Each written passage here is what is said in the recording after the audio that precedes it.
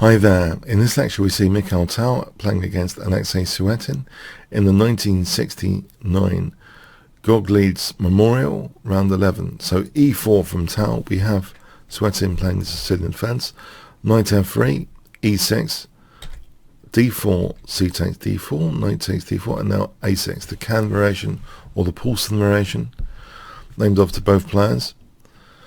So Ilya Khan or Louis Paulsen. We have bishop d3. This is the most common move here. Knight e7, knight c3, knight bc6. The knight drops back to b3. Knight g6. White castles. b5. Bishop e3. d6. And now f4. White already has a pretty pleasant position. Black's fancy knight maneuver seems to have certain downsides. For example, encouraging f5 at some point, encouraging a queen to be on h5.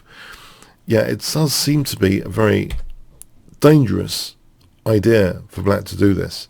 After bishop e7, queen h5, black has a number of problems here. And in fact, bishop f6 makes things even worse, it seems.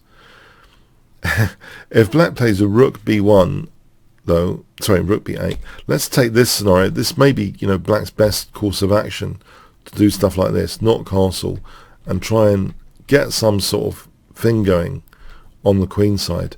So this is just a fictional example. But even so, if the king's not castling, white should end up with huge threats in the center. This is just fictional. White ends up being, white's going to be better. This is just a fictional example. So black feels the need to do something and plays bishop f6. And we have rook ad1. So the problem is twofold. Black's giving up potentially a dark square bishop, that's the intent, and also weakening the d file to e5, it seems. We have bishop takes c3. In fact, it turns out here that, for the record, e5 was very interesting to consider here.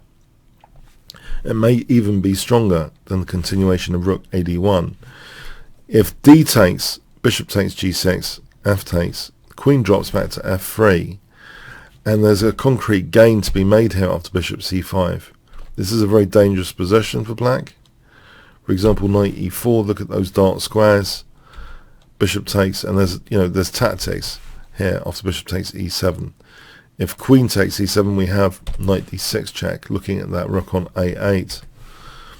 And if queen takes e7, if king takes e7, then queen a3 check. So this is why the e5 move straight away does seem rather dangerous. Yeah, it seems as though black's played in a controversial manner. But rook ad1 is also a strong move, and black continues in a controversial manner. Okay, doubling the pawns, but this bishop pair in Tal's hands is a super dangerous weapon. We have queen c7, rook d2, knight ce7, and now a powerful centralizing move, knight bd4. So not minding at all about c3, just trying to get a very strong f5 in. We have bishop d7, but now f5 is played anyway.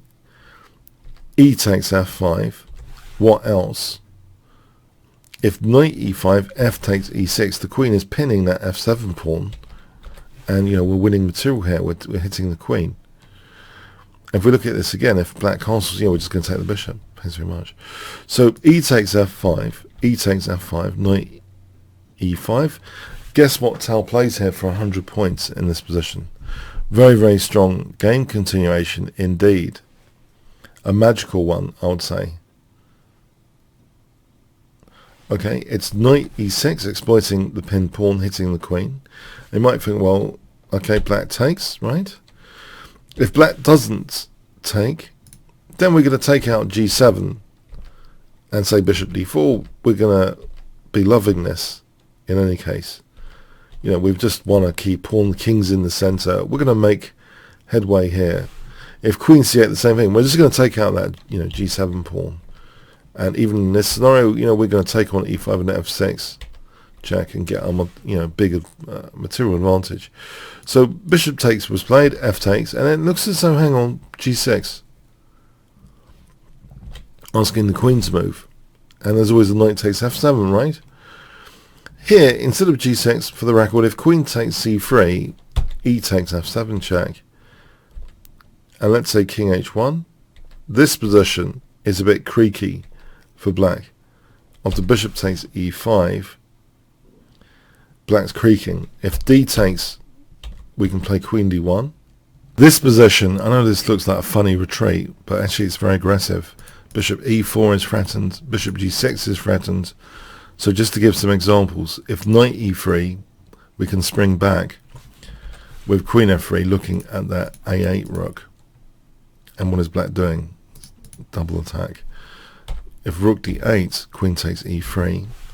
If queen takes d2, yeah, we're going to take on a8 and play f8 queening.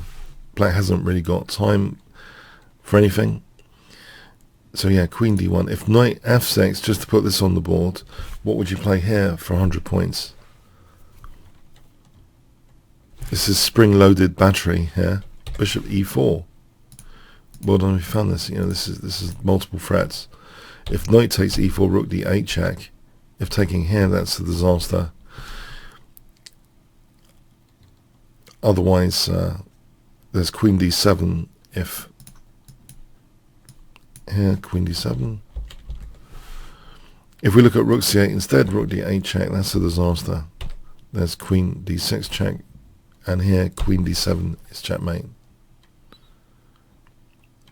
The bishop's controlling g6. So a lot of funny stuff from queen d1 in this line. So just to recap this line, f takes, if queen takes c3, yeah, e takes. That pawn on f7 here is really quite crushing. So some funny lines with queen d1. Yeah, I mean, there's too many liabilities in the black position. So we'll go back to the game now. So g6 was played. What could possibly be wrong with g6? Yeah, the knight's holding up everything quite securely. Well, for 500 tactical points, what would you play in this position?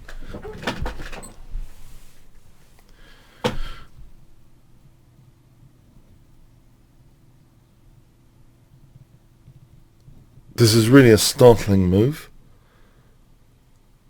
Queen takes e5, yeah, makes this have a lot of sparks. E takes f7 check, fireworks display. And it also like wrenches open this d file. And white's got that bishop pair, which is truly vicious here. So d takes, not too many options. E takes f7 check, not too many options for black. This ends the game. Black resigned. If king f8, bishop h6 is actually checkmate. And the funny thing is, on king d8, we have a nice firework display. f8 check. Let's say king d8 first. Then we have the king on d7. Bishop f5 is double check, forcing the king to move. Bishop e4 check, forcing knight d5. Rook takes d5, and the black king has had it. If rook takes f8, rook d1, bishop e4 is discovered check and mate. And you might think, well, hold on, king e8 wasn't forced, right? What about king d7? Then we have bishop f5 check, bishop e4 check. And here, actually, we can play bishop takes d5 check, take out a8 with check,